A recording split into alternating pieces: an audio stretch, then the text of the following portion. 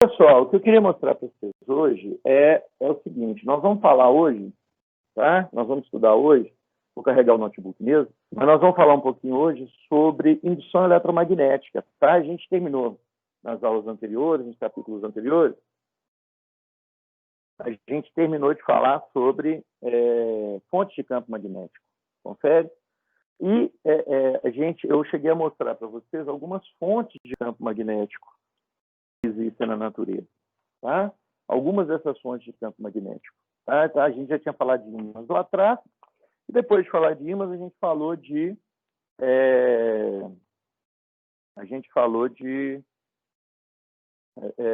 fonte de campo magnético em que os objetos são percorridos por correntes elétricas, tá legal? Então, eu montei aqui fora, vou até mostrar para vocês aqui, montei aqui fora, vamos ver se vocês conseguem ver. Eu montei uma estruturazinha que nós vamos fazer uma atividade experimental hoje. Tá? Então, eu encaixava o celular aqui e filmava a experiência acontecendo de cá. Então, assim, não vai dar para fazer, porque, obviamente, deu pau, né? Porque eu não tinha testado no Meet, eu tinha testado só usando o celular e minha câmera de computador.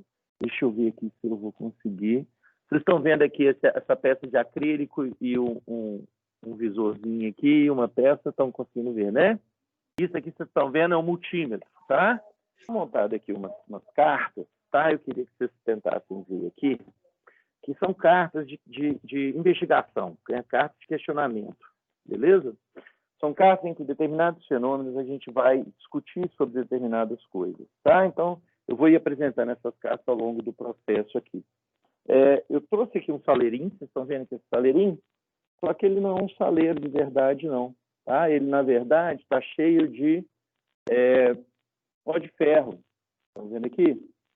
É um pozinho de ferro. Tá? E para que eu trouxe ele? Para mostrar para vocês uma coisa aqui, vou tirar isso aqui da frente, tá? Que é um fenômeno, é uma representação das linhas de campo do campo magnético. Beleza? Então, uma representação das linhas de campo do campo magnético. E como é que eu vou fazer essa representação? Tá? Eu tenho aqui um ímã, ó. Beleza? É um ímãzinho, tá? Ele vai atrair materiais ferromagnéticos, níquel, cobalto e ferro, tá? Então, aqui, ó, a gente percebe que ele está atraindo, né? Esses elementos aqui. Tá? Então, é um ímã, tá? Vocês estão vendo aqui a folha de papel toda? Estão conseguindo ver o papel? Alguém aí sabe fazer origami? Nem eu. A ideia aqui é a seguinte, ó. Eu vou jogar um pouquinho, salpicar aqui a folha com limalhas de ferro, tá? Não vou pôr muito também, não, senão fica ruim. Beleza? E o que eu vou fazer? Eu vou pegar o ímã, tá? Eu vou pegar esse ímã e vou colocar esse ímã aqui embaixo, ó. Aqui embaixo, ó. Vamos ver o que é que eu vou conseguir mostrar para vocês, ó. Duas regiões, tá? Onde o campo magnético é mais intenso, tá? Duas regiões onde o campo magnético é mais intenso. Essas regiões aqui, ó, onde o campo magnético é mais intenso, são os polos desse ímã, tá? São os polos deste ímã, beleza?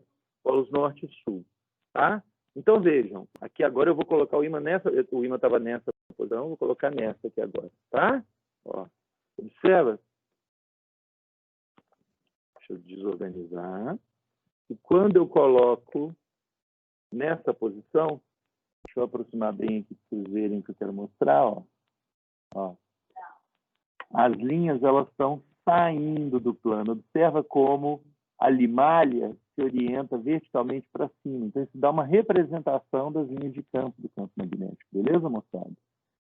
Tem como eu saber se o verde é polo norte ou polo sul? E se o vermelho é polo norte ou polo sul? Só usando a limalha? Existem duas coisas que a gente costuma analisar na física. Né? De um modo geral, assim, nas ciências, né? A gente analisa fenômenos.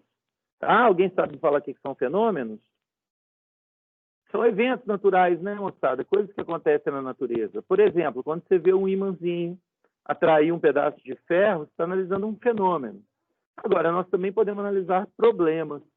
Né? A diferença entre fenômenos e problemas é que os fenômenos normalmente são eventos que são observados no mundo real. Por exemplo, 2 dias atrás, o Hubble detectou uma supernova. Isso é um fenômeno ou um problema? Bom, é um fenômeno, porque é algo que acontece na natureza. Poderia ser um problema se fosse aqui do lado. Por exemplo, se Próxima Centauri explodir como uma supernova, nós estamos fodidos, porque ela está a 4,2 anos-luz. Então, se ela explodisse agora, daqui a 4,2 anos, a gente morreria. Tá? Porque a radiação, a quantidade de radiação jogada é muito intensa. Agora, outra coisa que a gente costuma analisar em física são o que são problemas? Os problemas são coisas que os seres humanos precisam ou são coisas que os seres humanos querem. Tá? Então, as ciências elas servem para analisar fenômenos e para analisar problemas. Tá? Alguém sabe dar um exemplo de um problema com o qual agora a humanidade tem que se debruçar? Um problema? Pandemia do coronavírus. Por exemplo, a pandemia do coronavírus é um problema. Mas a pandemia do coronavírus também é um fenômeno. Ela é um problema, mas também é um fenômeno. Tá legal? Algumas vezes não, todas as vezes que nós temos problemas, necessidades ou vontades, né? Necessidades ou vontades, os seres humanos têm que resolver isso e eles resolvem isso analisando alguns fenômenos, tá? Então são as coisas que a gente está acostumado a lidar, a fazer. Nesse caso aqui, por exemplo, agora eu tinha um fenômeno. Eu estava mostrando para vocês aqui, vamos dar uma... que eu tenho dois polos, e isso é um fenômeno. Agora, o meu problema é possível para mim analisar esse fenômeno e descobrir. Aí eu quero responder a um problema. Qual é o polo norte, qual é o polo sul? Alguém falou que sim, que quando eu posiciono aqui, ó, é possível fazer essa distinção. Alguém acredita que é possível fazer essa distinção? Eu acho que é porque as linhas de indução saem do polo norte e entram no polo sul. Isso na verdade é parte do que você já conhece, tá certo? Agora a pergunta que eu faço para vocês é, observando aqui as linhas, observando o que está dado aqui, é possível para vocês saberem que o polo que está virado para cima lá embaixo é o verde ou o vermelho, quer dizer, saber se é o polo norte ou se é o polo sul? Vocês estão vendo que eu aproximei um polo aqui, estão vendo? Então, estão vendo que está levantando aqui a limalha? Sim. Dá para ver. Eu quero saber se você sabe. Esse é o norte? Eu acho que esse é o norte. Eu também acho que é o norte. Saindo. Também acho que é o norte, porque está saindo, não é isso? Isso. Ah, será? Então, ó, vocês estão formulando uma hipótese. Quando eu olho para a posição que o imã está, o que está virado para cima é o vermelho. Beleza? Eu vou agora virar o verde. Como é que vai ficar?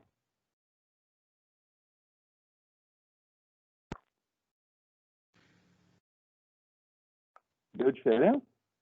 Deu diferença nenhuma.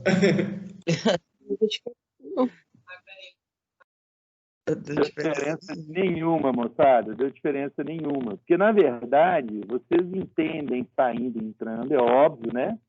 Mas a direção e o sentido das linhas, ela é simplesmente uma construção humana. Nós escolhemos dizer saindo e entrando para diferenciar as duas naturezas. Percebem? Só para diferenciar as duas naturezas.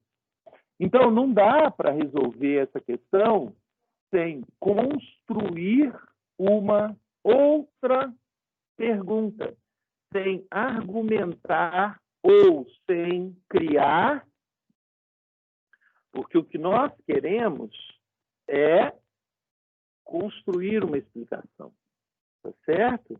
Para construir uma explicação, a gente teria que conduzir uma investigação. Tá legal? E o que você faz quando você constrói uma investigação? O que você precisa? Né? Você precisa, primeiro, tentar entender o que você já pensa sobre essas coisas. Como é que você acredita que essas coisas funcionam? Tá? Então, vejam, nós não vamos fazer isso agora, mas a ideia de fazer uma atividade investigativa é a ideia de você ter um problema e, a partir deste problema, você construir alguma solução, alguma resposta. Tá legal? Então, vejam, qual é aqui o nosso problema? Saber o que é polo norte e o que é polo sul desse ímã. Legal? Desse ímã aqui. Alguém tem uma proposta de como é que a gente poderia dar resposta para esse problema? Alguém quer fazer uma hipótese ou propor uma solução ou um processo pelo qual a gente conseguisse resolver? Bruno, Fala. a gente poderia pegar uma bússola e ver para qual lado que ela se desviaria? Cara, exatamente a resposta convencional, tradicional, né? A resposta convencional